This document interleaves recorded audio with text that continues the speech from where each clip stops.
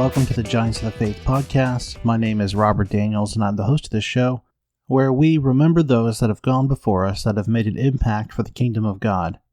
This is episode 56, and we're continuing our look at some of the greatest hymn writers of all time. Today, we're looking at a man who wrote one of the most popular hymns of the early 20th century, and what is also my mother-in-law's third favorite hymn, James Milton Black. Black is best remembered as the man behind When the Roll is Called Up Yonder.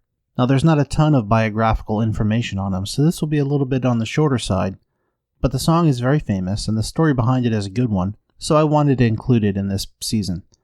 James Milton Black was born on August 19, 1856, in South Hill, New York, to parents Nathan and Anna.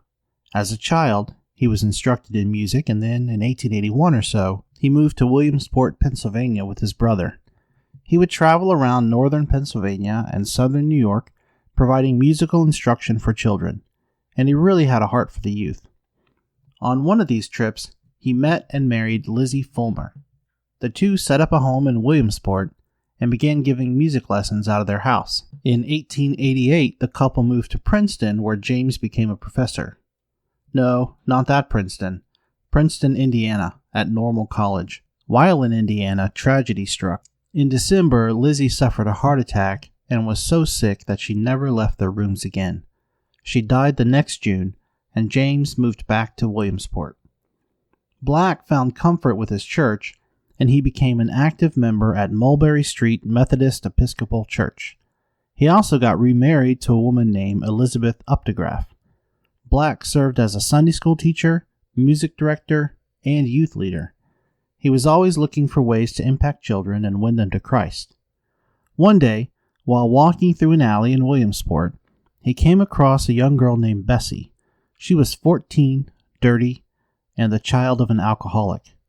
He invited her to his youth meetings, but she didn't want to go because of her shabby clothes. So, James bought her some new clothes and she began attending regularly.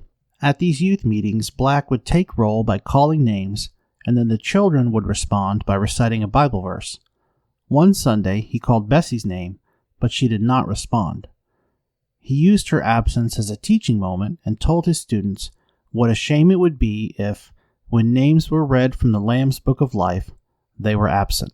After Sunday school, Black decided to pay Bessie a visit at her home and find out what had kept her out of church.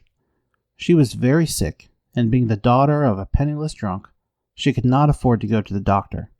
Black summoned his own physician, who diagnosed her with pneumonia or typhoid fever. That was basically a death sentence, and the girl did soon die. Black could not get it out of his mind that she would no longer answer roll call at Sunday school. He tried to find a hymn that expressed his feelings, but he could not, so he decided to write his own. And that is how When the Roll is Called Up Yonder was born. He performed the song first at Bessie's funeral, and then, with a friend, published it under a pseudonym a few years later.